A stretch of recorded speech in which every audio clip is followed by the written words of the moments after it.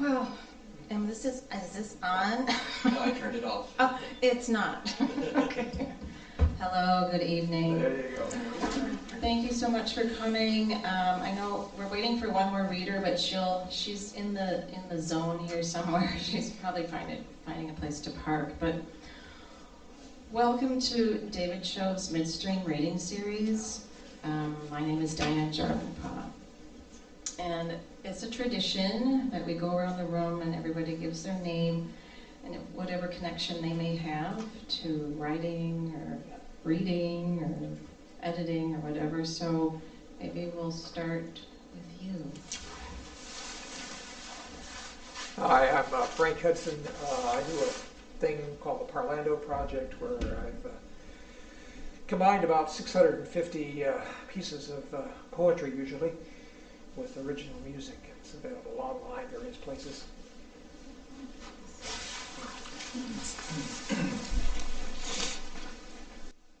And I'm David Grant, one of the people reading tonight. Teach screenwriting at Film North and also for the Minnesota Prison Writing Workshop. And also do a great deal of writing for hire, both prose, nonfiction, and occasionally get a piece of fiction out there in the world too. And even occasionally some poetry. I just wrote some for Katak Dance Company for a film that they're making this fall. I'm Paul Mattis. I'm a poet, and I do the Midstream webpage and mailing list and YouTube channel, etc. I'm Kiesow, one of your readers tonight, longtime writer and poet, sometimes teaching too, and also leading Cracked Walnut, and we have a lot of activities coming up this year, so if you'd like to know more about that, come and talk to me. I'm Nick Tyson, poet and becoming, I suppose. So just learning to get to know the writing community a little bit better, and I was invited by Michael. So I'm Paige Riehl. I'm one of your readers tonight. I'm a poet, fiction writer, and I teach at North Ramsey Community College. Richard Terrell, I'll be hosting next month here.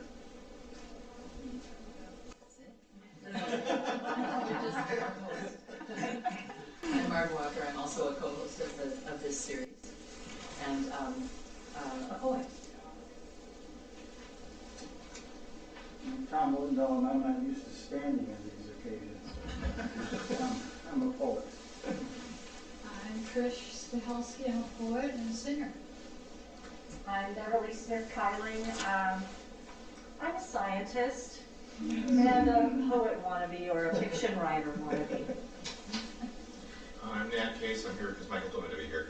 And I write sometimes, but mostly I'm a cartographer.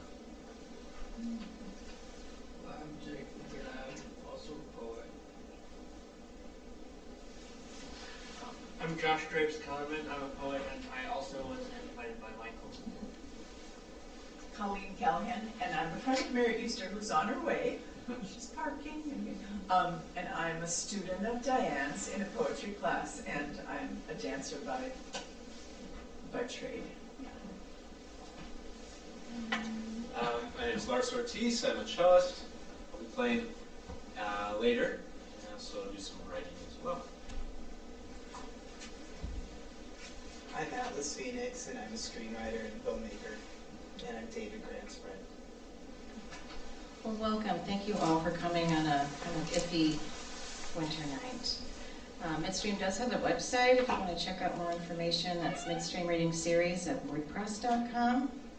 And then there are books available. And I know Mary has a new book out too, so there'll be lots of sale opportunities if you want to grab a book. It's a great time to do that and support all the writers. So I'm just going to read a little poem of my own. It's Women's History Month, and I thought I'd just share a little history of my own, a tiny little bit of history from a long time ago in Greenwich Village. Makes my burdens light.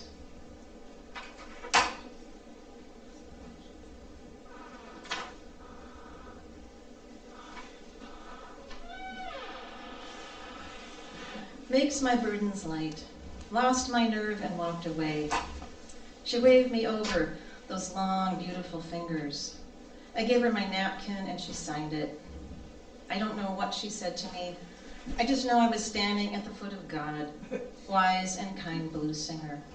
I uttered thank you and bless you. I had never blessed anyone before. It was strange and incomplete, offering an alley weed to a redwood. Back at my table, I held on to that napkin, my new talisman, paper oracle. She was Alberta Hunter. I was 21. She was 85. I watched her from a few feet away. Notes swept from street corner to constellation. There was weight and truth, choice tuned to pain, pure beauty in a woman who called herself ugly. When she sang her downhearted blues, you could see the world constructing pianos and double basses so she could sing it. Her voice shot heat into the bones. She sang it, the lost, the hard facts, the hard won. She was teaching. Seemed she was saying, I know you can't, you won't, but may you all do it anyway. Singing. Sing the chewed up and tossed away, the sin tucked up high under the ribs. Sing your collection of the never forgotten, as notes repeat and pinpoint all of your trembling, as one more way to find your fluid, hidden grace. Paige Riehl is the author of the poetry collection Suspension by Terrapin Books and the poetry chapbook Blood Ties, Finishing Line Press. Her poetry has appeared in numerous literary magazines and anthologies such as Crab Orchard Review, Waterstone Review, Meridian, and Rocked by the Waters, Poems of Motherhood. She served as poetry editor for Midway Journal and a poetry mentor for the Minnesota Prison Writing Workshop. She is English faculty at Anoka Ramsey Community College. Please welcome Paige Riehl.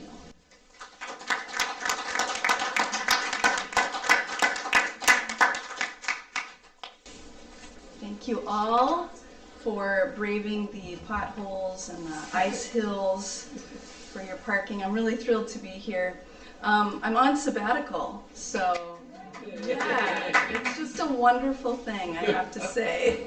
So I'm going to share some new poems with you that I've been working on during my sabbatical, and I hope you like them. So the first two are about dealing with my mother's diagnosis of cancer.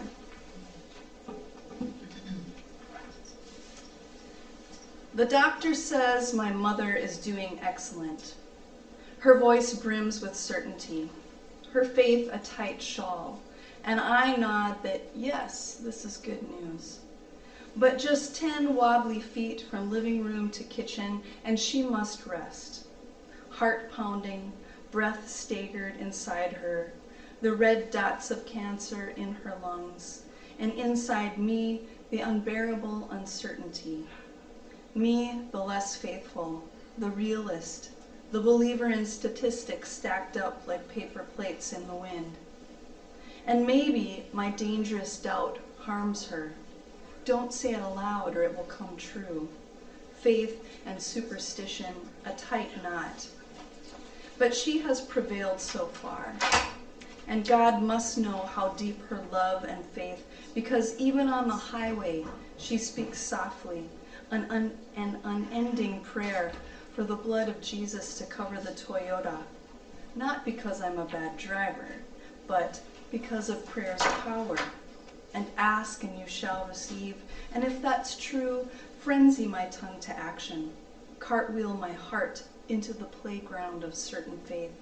So my sugared lips send the right words. Because I'll do it. I'll do it. I can repent my doubting. Can send a steady rain, a typhoon even of prayer. Just crack my egg of doubt open. Scoop it out, Jesus. Eat it away. Give me a sign, like these green lights, the clean highway, My mother's whispering something I can't quite hear from the back seat.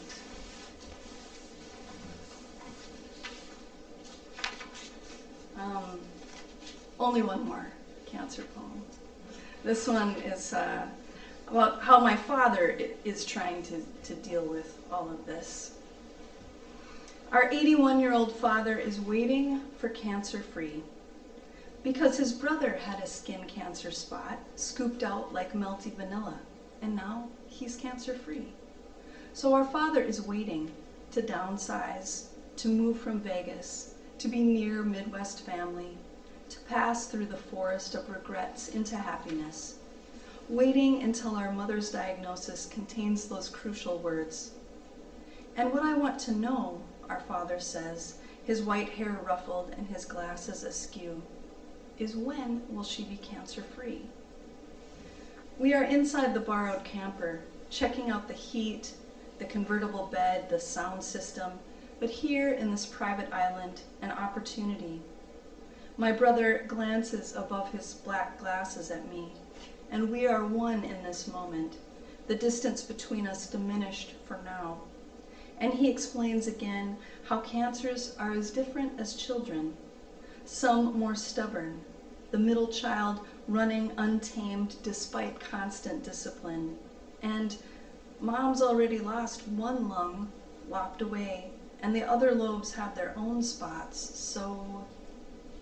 My brother stands tall in gray t-shirt above our father, whose flannel is untucked, his sincere, boyish face turned upwards, his anxious fingers always rubbing each other, his pants, the table, as if searching for a brailled message of hope. And what is right or wrong to say in this house on wheels, this symbol of movement, or perhaps metaphor of a shrinking future? Outside, the kittens tumble. The horse stamps her foot in the pasture. The breeze that buffets the walls sounds breathy, and we all pause, listening for something unlikely to be heard. So I'm going to drastically shift gears here and share a couple of poems with you about ADHD. This is called The Girl Wears Panties in the Shower. The row of zeros look like stepping stones to nowhere, reveal she's missing 15 assignments, only 6 weeks in to 5th grade. And although there were recent chocolate cupcakes and car rides to the lakes past bright red maples, and the girl is really into telling dad jokes and long stories about snakes for shock value, she stumbles around her classroom like someone a little drunk or a lot lost, meanders to and from her locker, searching for everything misplaced, sharpened pencils, her left tennis shoe, yesterday's multiplication worksheet, the last water bottle, the one with the pink sparkles that her mother said not to lose. Her teacher's voice sounds like spilled milk, feels cold inside her ears. The Saturday the girl doesn't take the pill, her mind swims through mud. She carries loneliness and kittens above her clavicle. Their furred faces feel like love. On a regular pill day, she close-up examines her black retina, sees a tiny giraffe, then a shadow, then a person, which jolts the girl away from the mirror, scares her into wondering who it is, just who is in there, mixing up the mud and the worksheets, making her forget to brush her teeth or take off her panties or socks when she showers. She avoids eye contact with the bus driver, her mother, the ponytailed girl who sometimes says hello on the playground, worries they might look inside, be scared too of what they see. So I have a poem here I'm going to ask Diane to help me out with. This is an audience participation poem. So you're going to get a copy of this poem, and I just want to make clear, I am not the hoarder in this poem. Okay? Sure. I may be one of the other people in this poem, but I am not the hoarder. So on your sheet, I'm going to ask that you follow along with me as I read it. And when we get to the parts that are highlighted on your sheet, I'm going to ask you to say those parts. And it doesn't matter if we're all in unison. I think you'll understand why once we kind of move our way through the poem.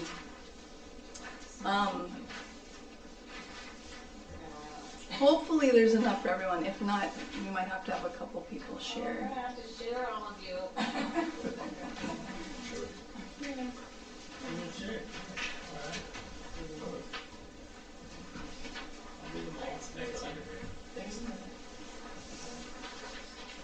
Okay, are you ready? Exercise your voices.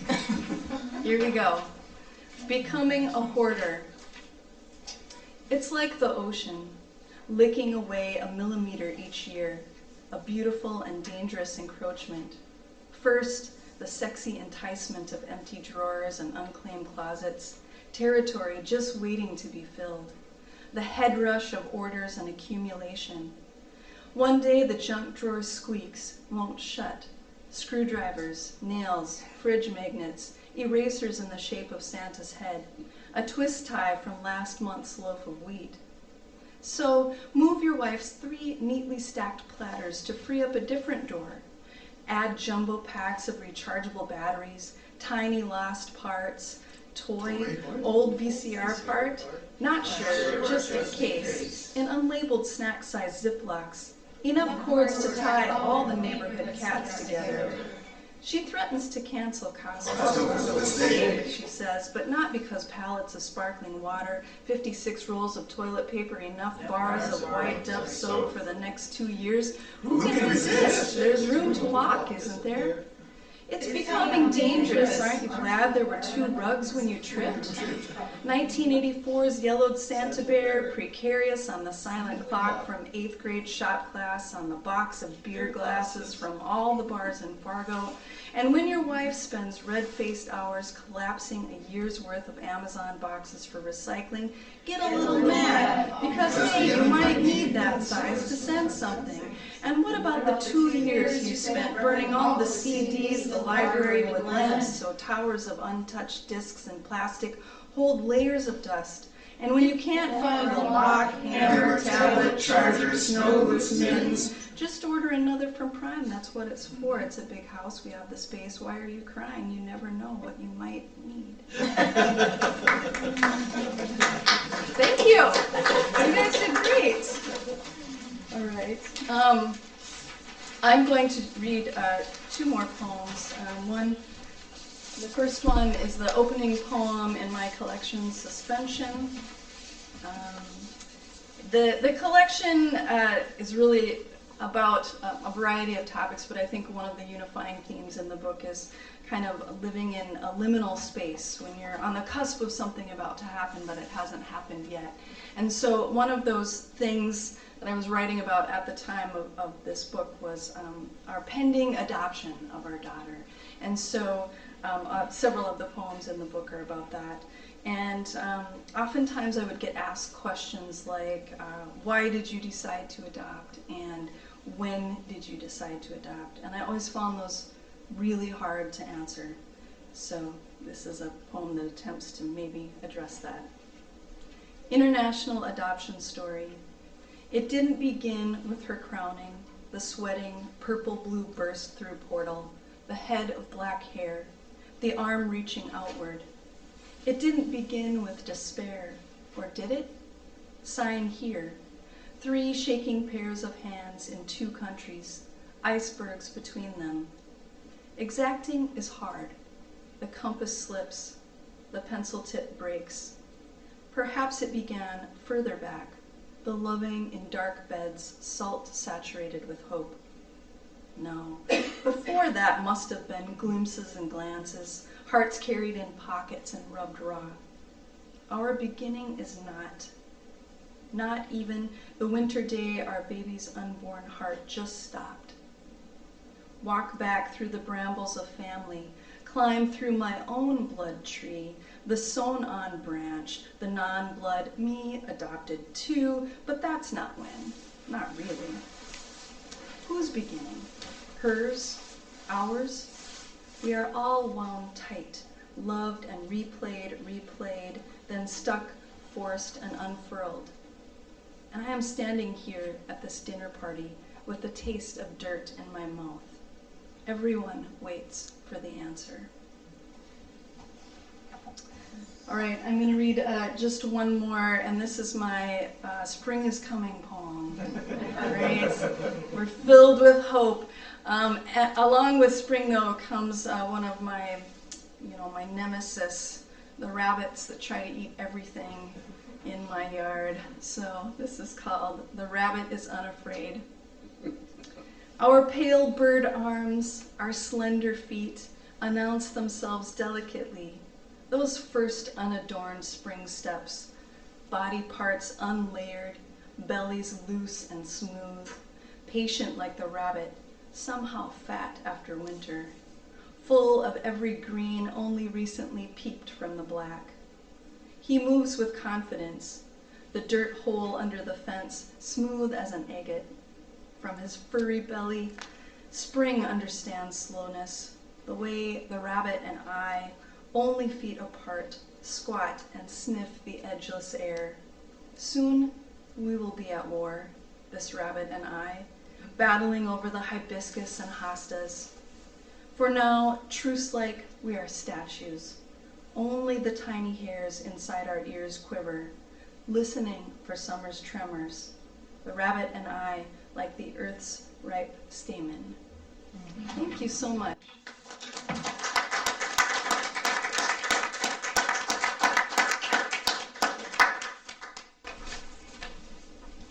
Do we like the lights on, or should I turn them off? Oh, that's good. Bolts? We're leaving them on. Thank you, Paige, Riehl. And I have an adopted daughter from an international adoption as well, so I appreciate that. As a playwright, David Grant was commissioned to write new work for the Minnesota Science Museum and the Minnesota Historical Society. As a screenwriter, he has written for Russell Simmons, Deaf Pictures, HBO, and the Showtime Network. David has served along with poet Ethelbert Miller as mentor to the 2013 Fellows of the Gibbons Foundation's Collaborative Retreat for African American Writers. He has recently completed work as writer-consultant on the feature documentary film Word of Honor, Redeeming Mandela's Promise, and is commencing work on the feature-length documentary Killing Mookie for Bully Productions. His prose appears in Solis Publishing's Best Travel Writing, Water's Edge, by Open to Interpretation Press, and in 2 anthologies published by Minnesota Historical Society Press, Blues Vision, African American Writing from Minnesota, and A Good Time for the Truth, Race in Minnesota. He currently teaches screenwriting at Film North in St. Paul. When he's not writing or teaching, he facilitates life skills groups for men incarcerated at the Ramsey County Correctional Facility. Please welcome David Grant.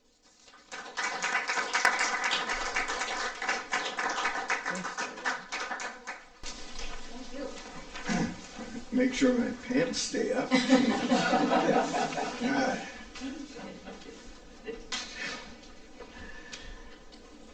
Well, it looks like for some of us, the pull of cabin fever was stronger than the fear of the icy roads, which I totally understand. I'm going to read a piece that is absolutely not short fiction. It's based on the inspiration I got from a story I read maybe 11 or 12 years ago in National Geographic about a man who had been the principal caretaker at a large wildlife preserve in South Africa, and he was especially fond of the elephants on the preserve, and he was a mystic and a dreamer. His stalwart wife, who stayed by his side, absolutely did not want to live at a nature preserve and wanted nothing more than to relocate back to their native London. Stuck it out, and as she was packing, shortly after his death, something extraordinary happened out in their yard. They heard a trumpeting off in the distance. She and the workers who were there helping her pack up her stuff, and they came out on the porch to see what was up, and all of the elephants in the preserve were marching up the road. And they'd never seen all of the elephants in the preserve in one place at one time, because they're kind of skittish. I don't know if you've ever been out in the wild with elephants, but they don't suffer fools, and they don't hang around humans any more than they have to. So they came to the house and formed themselves into a circle, circumambulated the house several times, and were, making all kinds of noise. And when they gathered in front of the house, they all stopped, as if they'd been given a signal. All the elephants fell silent. They stood there for a long moment, and then just as they had come, they walked off back into the preserve. And this very, very practical woman with no place in her heart for the mystical couldn't help but be struck by what was obviously a goodbye to her husband. And about 5 years ago, I was out mowing my lawn and got to bear witness to something very similar. So that's what this short piece is about. Requiem for Virginia, as performed by a murder of crows. We humans have a complicated and ancient walk with our distant cousins, the crows. Like feral dogs and coyotes, like feral cats, like squirrels and raccoons, they hang around at the margins of our lives, looking to make a major part of their living from the scraps we discard. From the bits and pieces of animals that get caught up in the maws of our civilization and end up discarded in the grass, in the alleyways, in the streets, as carrion. A deep part of our uneasiness with them comes from the tales that our ancestors have told about how, after a battle, after some grim massacre, crows and other scavengers descend on the site and feast on human bodies, same as they feast on any others, reducing dead humans to nothing more than mere carrion too. They have a high comfort level with us, a much higher comfort level than we have traditionally had with them. They eat the corn from our fields, they shit on our cars and our windows, they squawk and jeer at us when we go by. They're territorial like us. So when we venture out, we're invading their space, disturbing their peace, messing up their thing. But should we make one-to-one contact with each other, the dance between us can get interesting and intense in a hurry. Like people say in the street life, game recognize game. Make eye contact with a crow, and instantly you know you are face to face with a real intelligence, profound intelligence, of a far deeper, more complex kind than maybe most of us expect to encounter in the animal world. And this encounter can be unsettling. They know something. They're thinking something. They take you in, study you as you walk by, the way you move, the way you seem to regard them, if at all, if in fact you notice them at all. Me, I always used to be easy for them to figure. Before my neighbor Virginia gave me a different perspective on them, I freely admit that I harbored a visceral dislike for them. I don't hate any critter, but crows used to be right down there with rats and bats at the bottom of my list of least favorites. Just the sight of a few in the branches of the grand, ancient white oak outside my back door would be enough to bring out the very worst in me, irrational and mean. I'd glare at them, swear at them, throw the odd pine cone at them. When I'd venture out and head down the alley toward the hardware store or the holiday station, the air would come alive with their insistent squawking as they spread the word from tree to tree. Hey, it's that guy. That guy on the prowl again. The asshole who squawks and throws shit. Our distaste was entirely mutual. But my neighbor Virginia changed all that. I loved her because she was a sweet person and a great neighbor, but also because she was so interesting and vital and still genuinely beautiful at the age of 90. So when she got caught up in the cruel vice grip of dementia, I took it pretty hard. I made a point of paying her more attention, looking in on her more regularly. She began the habit of crossing the street and peering into the tinted windows of the SUV we had back then.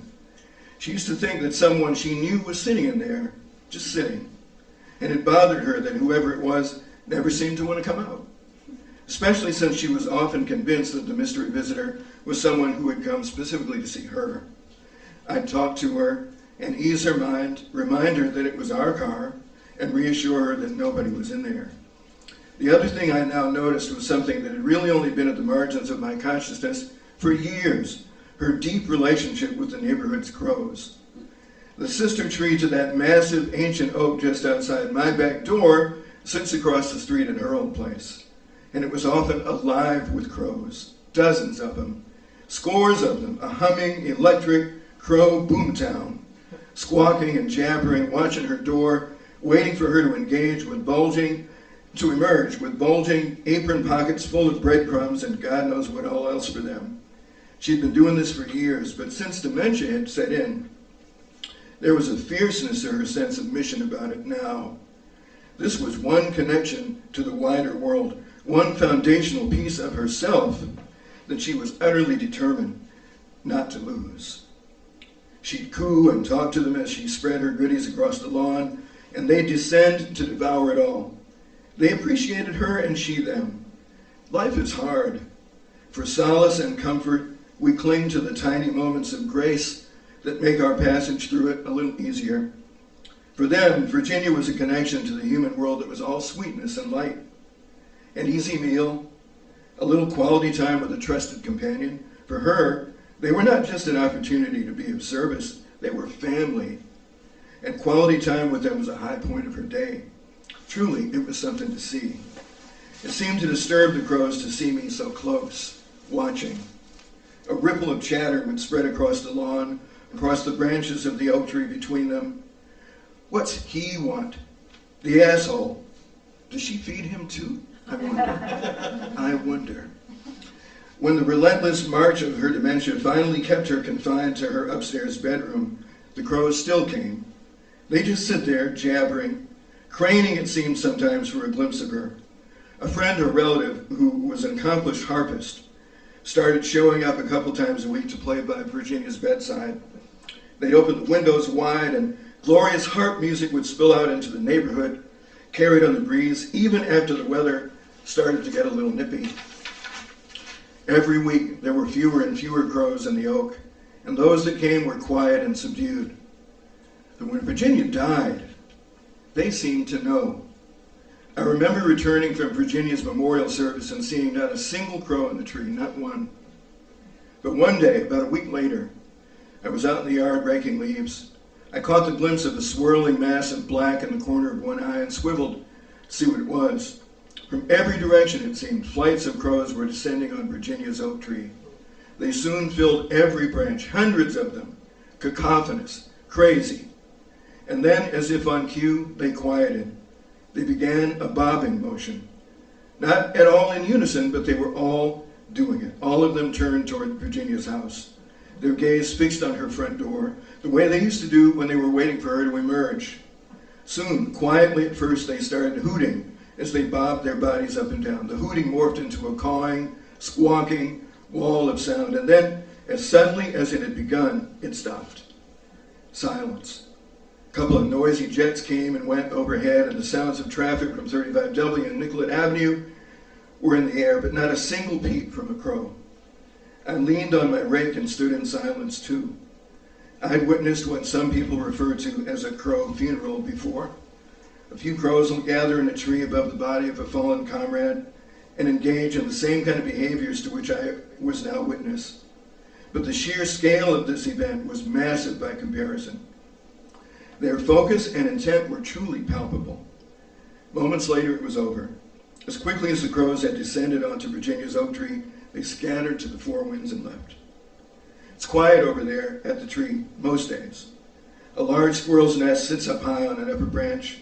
A handful of crows stop by for an occasional sit, that's all. I imagine the last of the crows who remember Virginia is gone now, but I'll remember her, because she opened the door to understanding and respect for me, to a species for which I had harbored an irrational set of negative feelings. It's liberating to be over that now. It's a gift. The neighborhood crows still regard me differently these days. I make brief, respectful eye contact as I pass by. No alarms get spread from the neighborhood anymore when they see me coming. I'm just this guy now. I guess that's good enough. Now I'm going to read you a piece that is mostly fiction. And it's a pandemic piece. Sometimes a great darkness.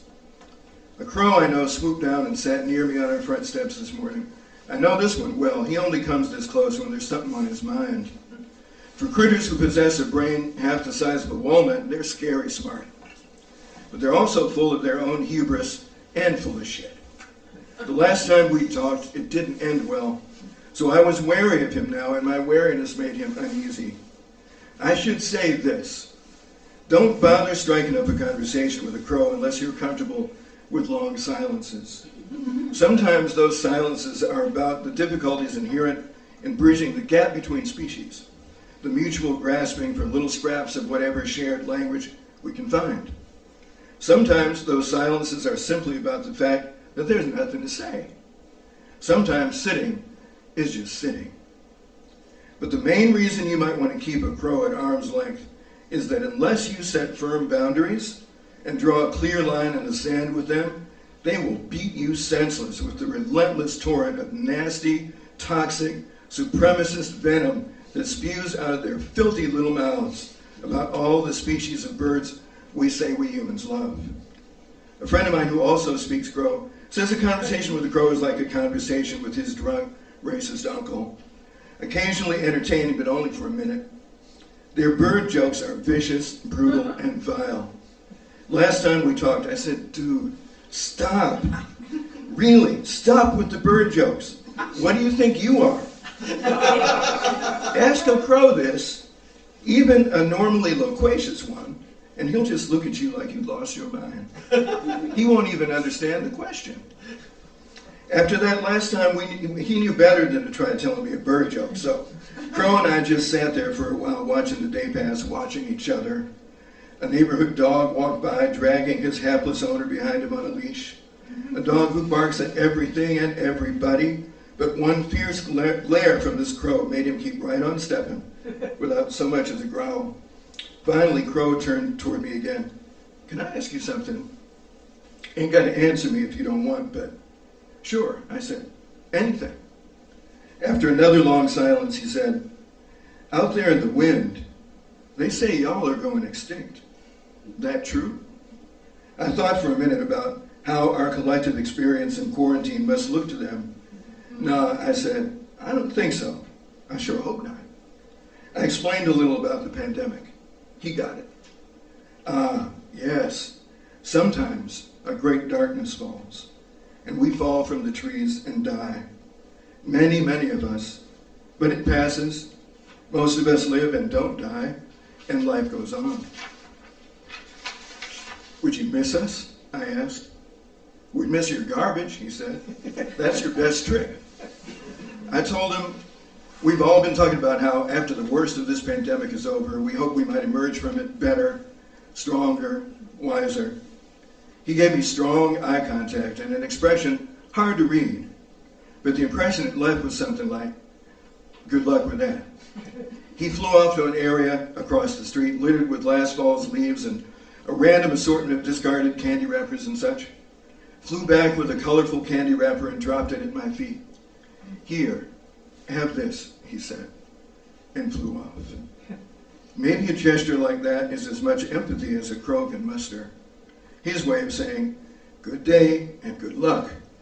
I'll take it. Thank you.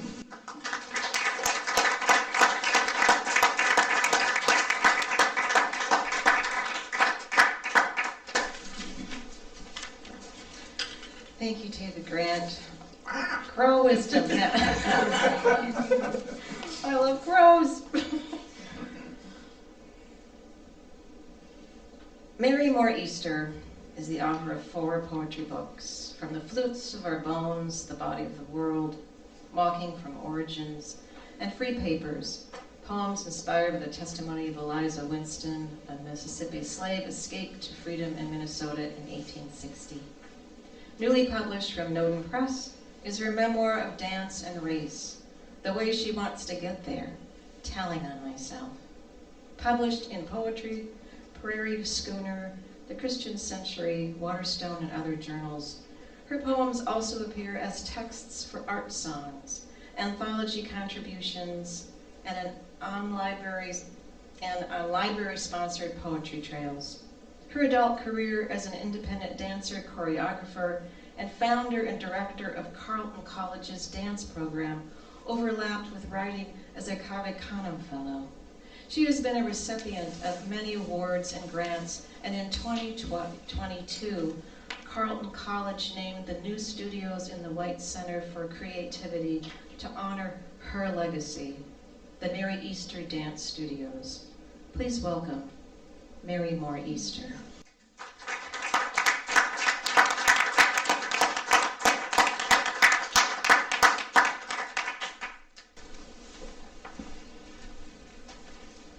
Thank you, Diane, and thank all of you.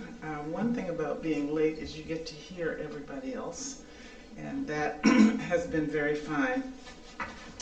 The only thing I'm going to say about the weather is that they haven't plowed in St. Paul.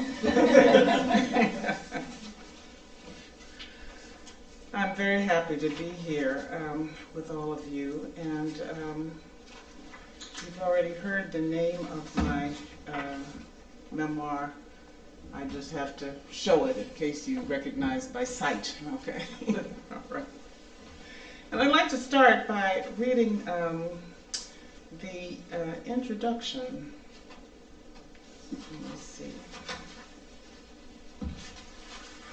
And I have a question for you. Can you hear me? Yes. Okay, great. When you hear the words Black culture, what are the pictures that spring to your mind? Not a deep analysis, but just what pops up in your head. I know that this is not a seminar or a lecture, and we probably are not going to have a discussion group. I'm not going to find out what it is that you thought. But I think that based on an experience I had recently, I am in some ways trying to manipulate the carpet on which these words fall. So I would like if you would let that roll around in your head as I'm reading, I would appreciate it. Okay. In the introduction, the decade covered by this memoir, 1968 to 79, lays a history for the current era. The opening year, 68, is pivotal in terms of black-white racial change, the emergence of demands for women's rights, the re-emergence, and the crumbling of significant societal traditions. Tracing one black woman's efforts toward the goal of an artistic career lays bare contributing factors for 2020's tumultuous racial upheavals, new understandings of American racial history, and global attention to racial injustice. Nowhere in this story is the name of the murdered George Floyd. The always growing list of black victims of police violence are not named here. Those monumental events were still all to come, but the histories that led to their deaths are present, and the sanctions that limit black lives and thread through the American fabric from its beginnings can be seen in the microcosm of one dancer's journey. Chapter 1, an excerpt. And chapter 1 is called Trickster Body. 1968. Even after we had located to Northfield, I was still sleeping through sex. I never intended to disappear at the crucial moment, to fade into delicious heaviness, dragged under the dark of inviting waters, to drift away, away. In the morning, he'd say, "Do you remember what happened last night?"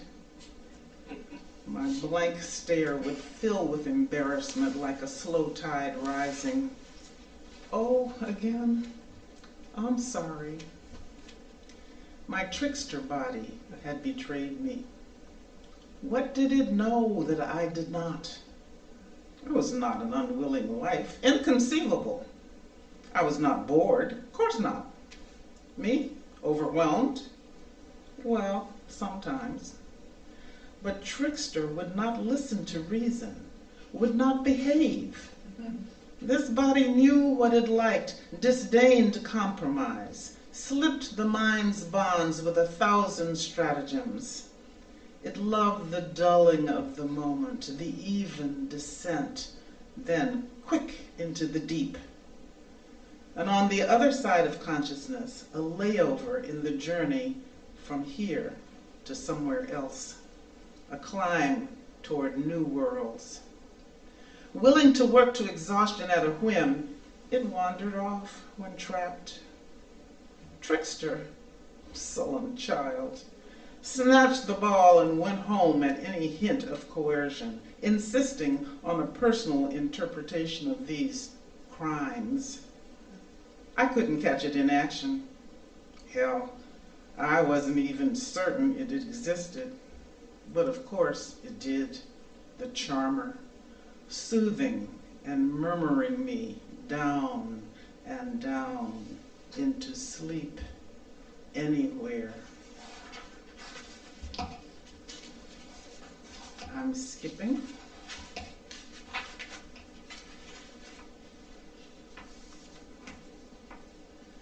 The Easter family, Fred Easter, Mary, Allison and Mallory, daughters who are 5 and 2, are arriving in Northfield, Minnesota, from the East Coast. All right, there's the thing marked 2, and where's the reading? Here we go. Our welcome from Carleton was rousing. We'd imagined ourselves finally with an adult social life, meeting people who'd traveled the world and would provide erudite conversation. It was true enough. The Bonners were in Greece for the year. Morales had a house on Nantucket where they'd spent summers. Wieners were just returning from Paris. Gropins once lived in France and in Bucaramanga, wherever that was. Seemed like everybody had been west of Pittsburgh and east of the moon. We were invited out to breakfast, lunch, and dinner for 3 weeks straight. They were going to make sure this black thing worked. Mary, come on, babe, wake up. It's time to go home. Fred was shaking my shoulder. His voice pulled me from the blackness of sleep into the dim light of the party. Buzz of voices, quiet music, nothing to dance to. A dancing, that's what I thought a party was until I got to Northfield. Here, people talked and ate and talked and drank and talked. And that was the party. It was interesting for a while, but then the heaviness would come over me. Trickster chanted, all or nothing, all or nothing. And I would find a corner where I slipped down the waiting hole and into the dark water. With every invitation, I expected again the energy of funky music, the swing and crush of the crowd, the jog of the group to the same rhythm with infinite variations in this one's pause and that one's catch step. Like at home in Virginia, or anywhere I'd been with lots of black people. No matter how much talk, there would always be a moment where we took to the dance floor, and even the most illustrious black VIP would step out of the sarcophagus of his importance and get down. Like the cool teenager he once was, cap in the hand he tucked back at his side, shoulders hunched, feet swiveling in his own trademarked style. Not here.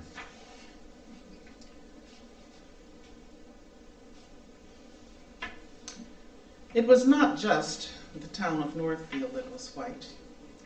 The Carleton College faculty was white, except for the lone black biologist, Vanny White in name only. The staff was white, white janitors, white cooks, white dishwashers, white shop workers, white secretaries. No one called them administrative assistants in 1968. Here, there would never be that nod to me from a black kitchen worker, like at Sarah Lawrence, my alma mater, or a meeting of eyes from the black groundsman at my prep school in the Berkshires, a glance that would confirm my presence there, my known history, my very existence. Some of Carleton's staff lived in White Northfield, but more drove into town from smaller farm communities, from White Dundas and White Randolph. Some seemed to share the certainty demonstrated by poor white people in the South, that though they might have little in material terms and no way out of their stripped lives, they had one thing to bolster them: they were white. And from their pedestal of whiteness, they could look down on any black person. A black girl like student Judy visiting us, brought up in what people were now calling the ghetto, was not likely to miss the attitude of superiority and the jealousy in a sidelong criticism of her clothing and a reminder of her need for scholarship. All right, moving along, places. That was the Northfield we had moved to. Places, Petersburg, Virginia. And I'll just say a little shout out to HBCUs. Yeah.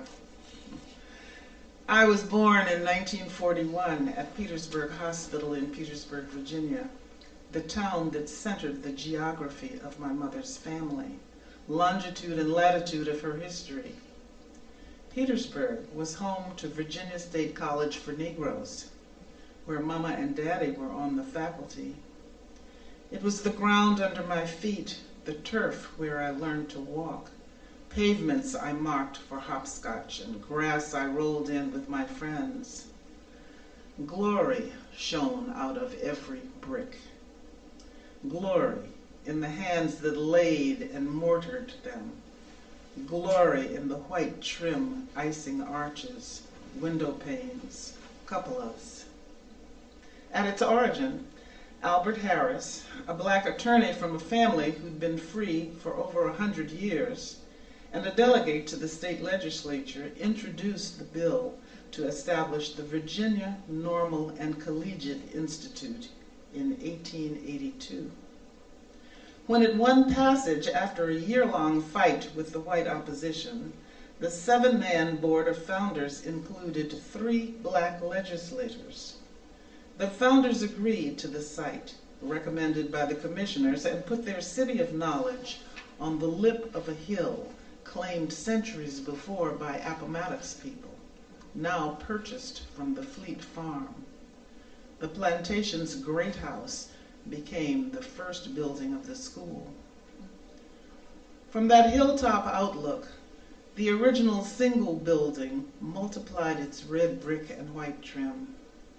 Over decades, former slaves, sons of slaves, and free blacks bent their backs and their skills to the task of creating the campus I knew. Students and faculty spread out onto cultivated lawns under the bend of high trees. Georgian arcs and glittering panes looked out on the Appomattox River below and the city of Petersburg beyond. The glory shone through the cold seasons of blocked aspirations. Every score of years, the school suffered title changes from friction with racial laws. But glory was not dimmed in 1902 when the legislature reduced the dream from teacher training to industrial services and changed the name from collegiate to Industrial Institute. Virginia, the gentleman's state, kept a gracious image. Think Thomas Jefferson. while reinforcing white supremacy and narrowing black educational scope. Glory indeed. But the hands that built it knew manual industry too, passed down skills that once served their masters, and now molded their own bricks and groomed wide lawns for their children's education. The curve and culture of every tree, the vision of how the decades would increase them to a royal arc, the etched design of every walkway, proclaimed what education could create for people struggling against the sweeping tide of racial denial. Every object, natural and man-made, shouted pride and faith in the future. That's the other place.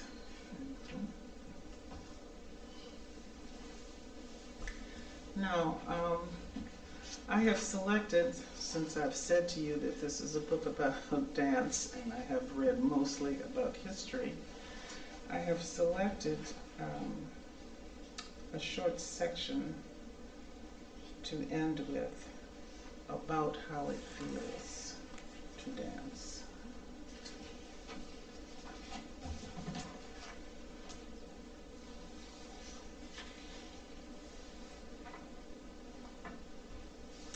This is leaping way ahead. This is after a whole bunch of chapters, okay, and a bunch of struggle. Every morning, before I taught my first class, I went to the studio in Cowling Recreation Center. I knew exactly where the sun fell on the studio floor through the east windows at 8 a.m. I put my Chopin tape on the player, and I lay in the square of sunlight, feeling the warmth penetrate my bones, my muscles, as the music penetrated my heart. I still loved this music, its chromatic resonance, the poignance of its harmonies.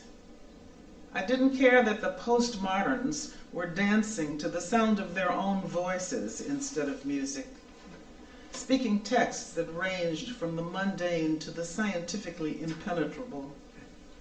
I wanted to start my program with Chopin, just like I was starting my day.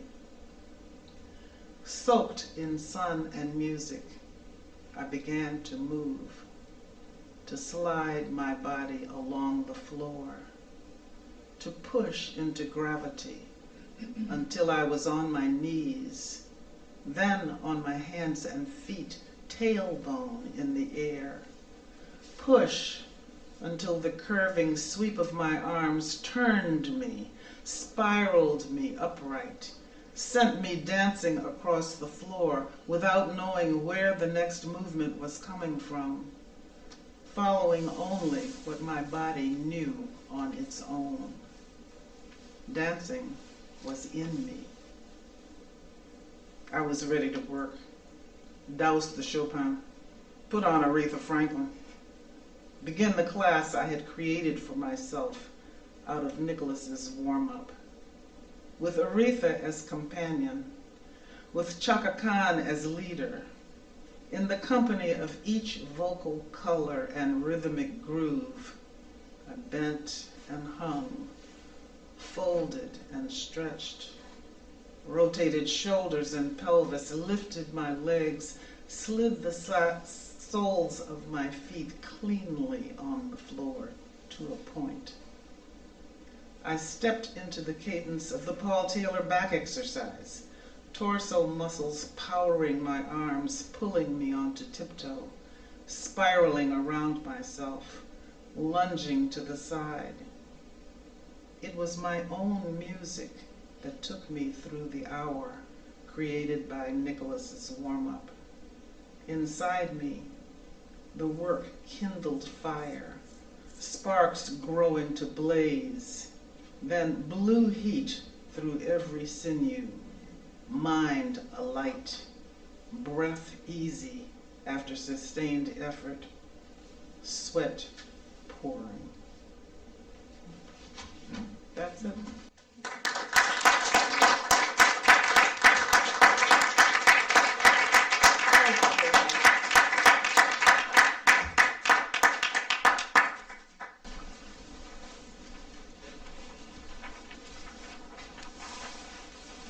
Thank you, Mary. That was so beautiful. That was so beautiful. I wanted all of us to get up and dance, but we're in Minnesota.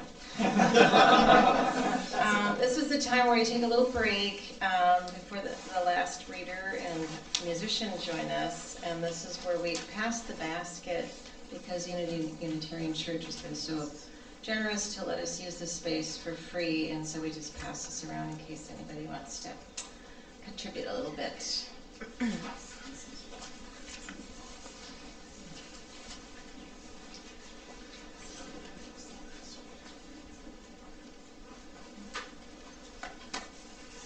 I'm going to maybe move this over. Should I move this over? Oops. I guess I won't do it that way. Yeah. What do you think? So that's right here. I think so. Okay. So, Kiesow is the author of poetry collections What to Pray For and Songcastle Loaded Press. His work has appeared in many journals such as Poetry City and Waterstone Review, anthologies like Love Jets, Queer Male Poets on 200 Years of Walt Whitman, Among the Leaves, Queer Male Poets on the Midwestern Experience, and A Loving Testimony, Losing Loved Ones Lost to AIDS, and Garrison Keillor's The Writer's Almanac. Michael is the co-host of the Birch Bark Books reading series, and when he's not drinking too much coffee, he can be found in St. Paul dancing with the Braggart's Morris Dancers.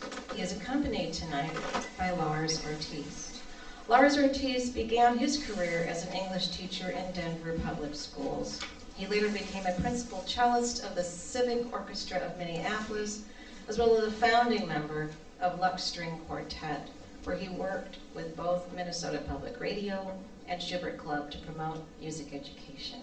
Although he has performed in both concert halls and coffee shops, he is most happy in his studio teaching budding cellists of all ages. Please welcome Michael and Lars.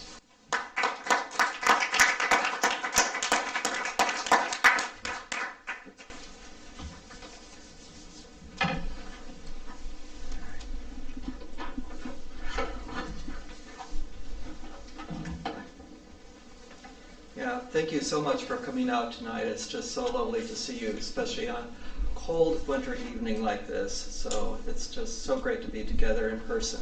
That's something I have been missing. Tonight I'll be reading mostly from my newest book, The Songcastle, which was published by Noden Press. And Lars and I have been doing this poetry music thing for some years now. So really excited to be sharing some of the work that we've developed. All right, you ready? All right, first one. Piazzolla Tango.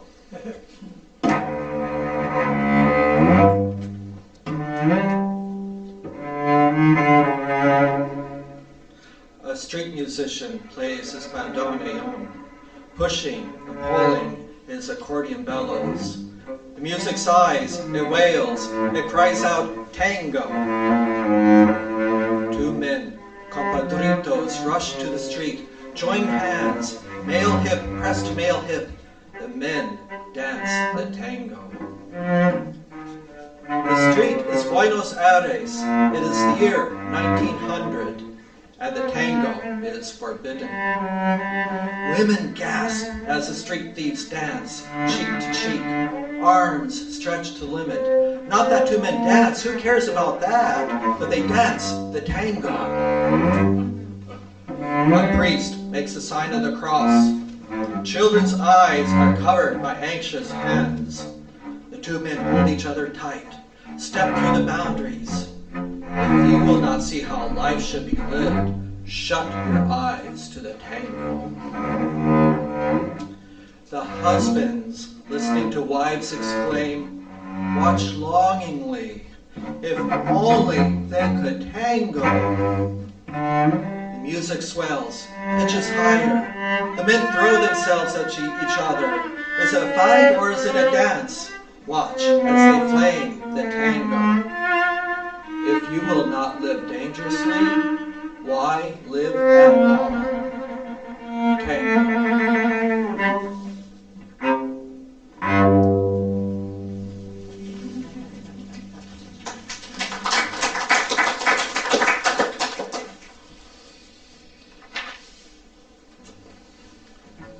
The Song Castle.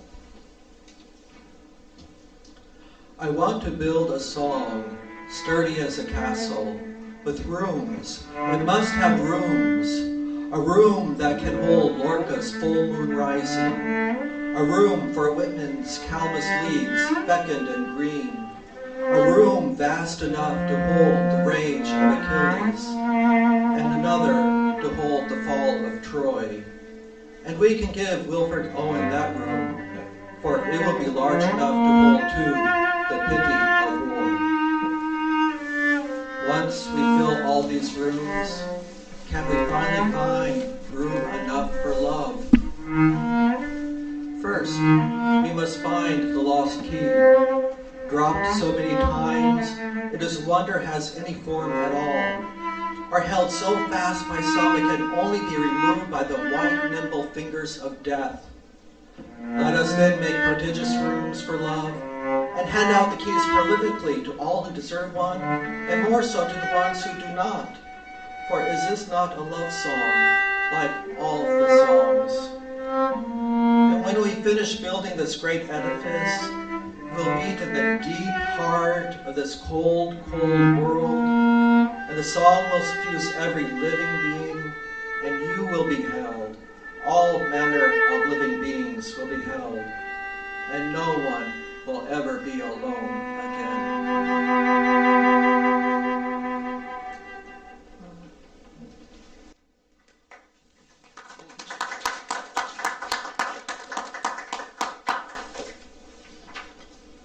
Death comes knocking at my door.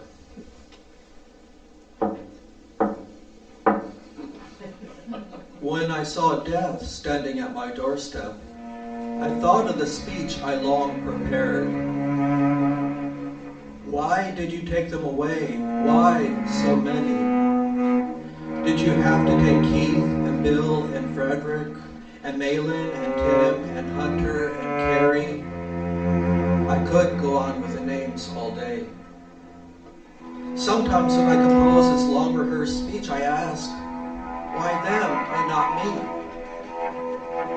All these words hung in the air unspoken as I watched how tired death looked. Death's bones bowed with weariness.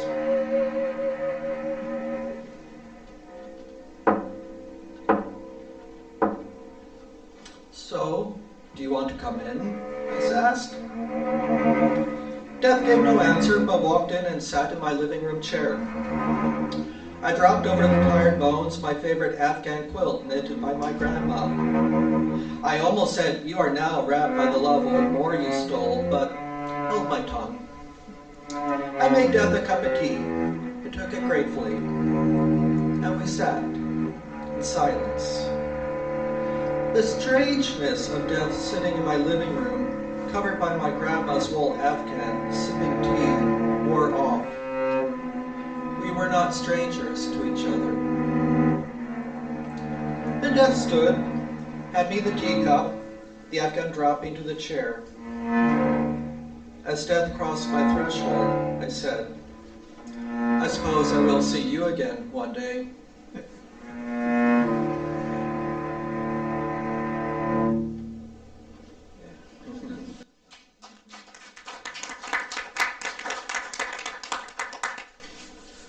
So I have a friend named Stephanie. She's of Swedish heritage. I have no Scandinavian heritage, and one thing is that she has taken me to the American Swedish Institute on many occasions, where I've learned a lot about Swedish heritage and history. And on one occasion, we went to a lecture where we heard about folk stories from Sweden and mythic creatures. And it was there I learned about a mythic creature called the Naken. When I say that, picture an umlaut over the A, Naken. So, let me tell you about the Naken.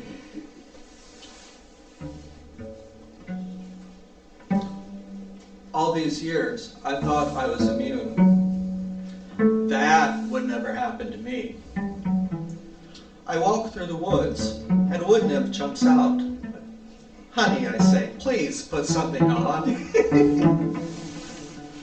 At the stream, a water sprite emerges, revealing her breasts. Girlfriend, you're not my type. Over time, I hear the stories. The men overcome by desire, dragged to cursed realms. Sometimes a woman succumbs too. I am not the only gay one walking these woods. And then it happened. One day, I hear a man's voice humming a tune. So lovely the trees themselves bow to listen. I glance down at the river. An inhumanly beautiful man lounges on some rocks, naked. He stands and steps into the water, calling me to join him, his silvery arms outstretched. Then by some magic, a violin appears in his open hands, and he begins to play. The manly beauty of his body is enough. Desire fills my soul until there is nothing left of me but want. And his music. Why does he have to play so divinely? Do they tell a story of a man who walked into the woods and fell in love with a beautiful Naken and then was never seen again? I hope when they finish telling the story, the man ensnared says he has no regrets.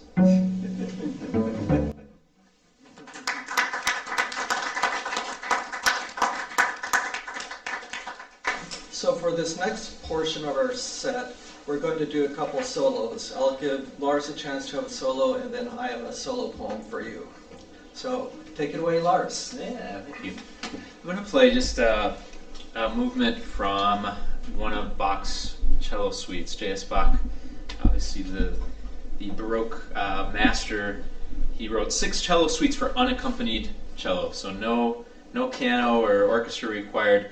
And I really love playing them because they really give you the opportunity to put your own imprint on them. And this is the Sarabande from the 3rd cello suite by Bach.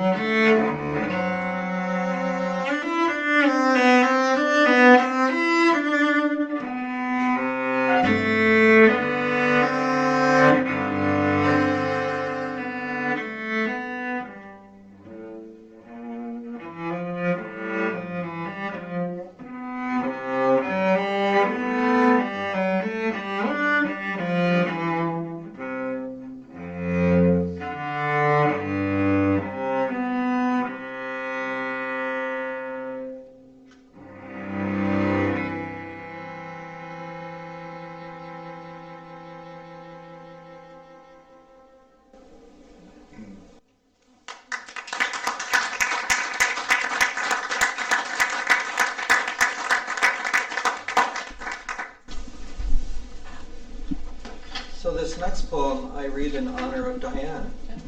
Diane's written a lot of poetry about her Finnish heritage. And so my friend Stephanie has a girlfriend named Karen whose heritage is Finnish. And one of the cool things that Karen does is makes this wonderful Finnish bread called pulla. You've heard of it. Good. And so this poem is called Ode to Karen's Pulla.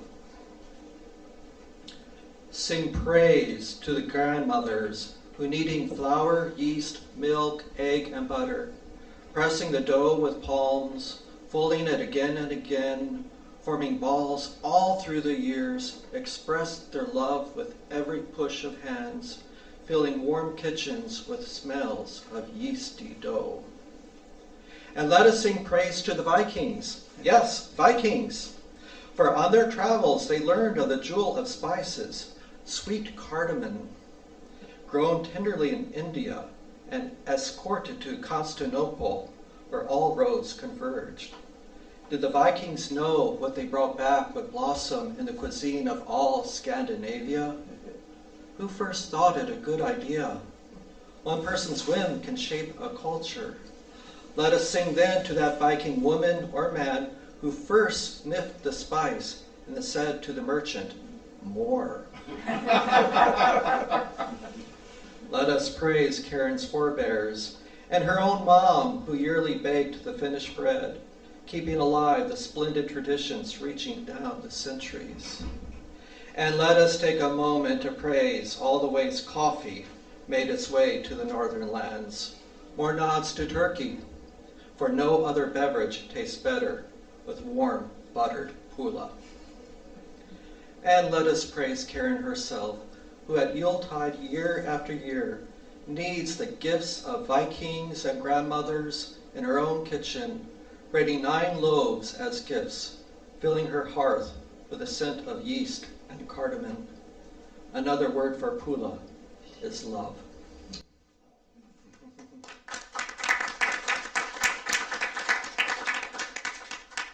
So we have 3 more pieces for you to finish our set.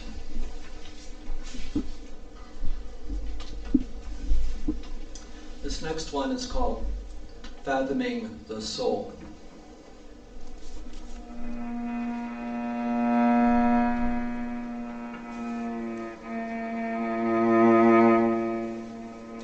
What is the soul? Is there a greater mystery before us? I do know one thing about it. The soul runs deep.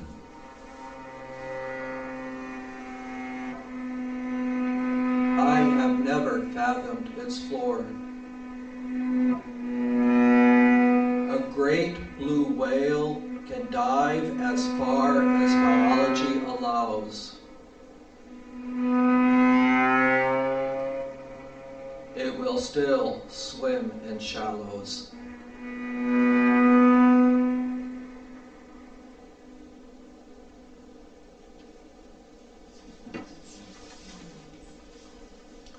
Climbing the Golden Mountain. We begin with an epigraph by the great prophet Jack Kerouac. And its words are these: "And silence is the Golden Mountain. Turn off the TV. Forget the radio. No YouTube. Better yet, unplug the computer. Listen. Stop talking. When the noise of our lives drift off, when the chatter of our minds sink into that perfect lake of nothing, then we can apprehend that golden mountain, always there, waiting for us to be still enough to hear it.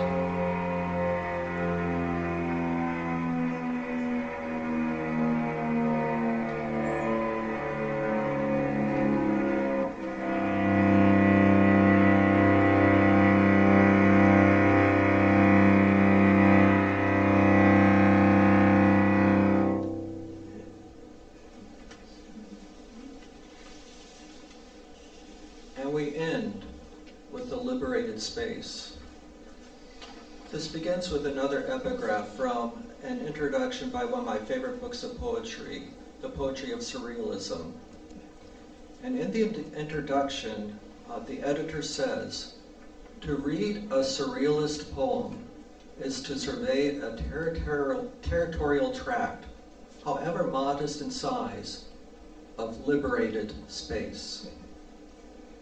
The liberated space.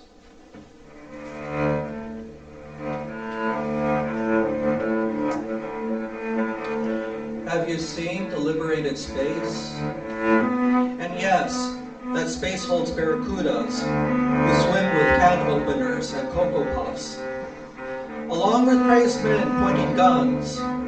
But they will be wearing pink tutus and dance in sparkly red high heels.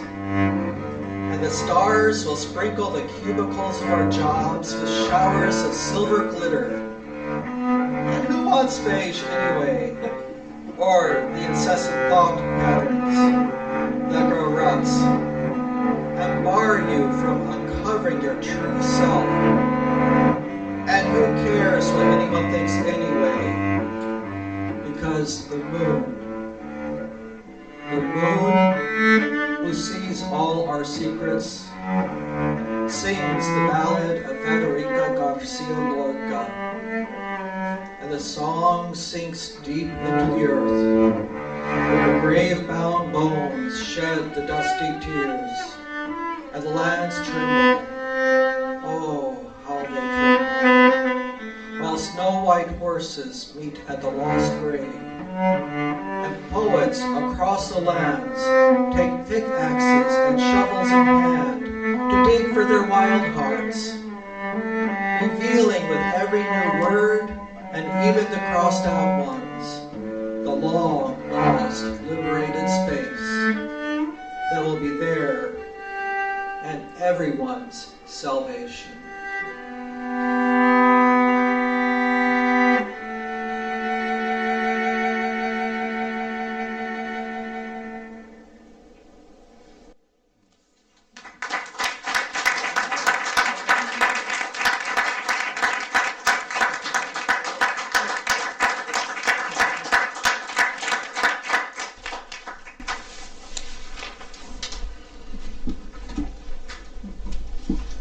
Thank you, Michael and Lars. That was so wonderful.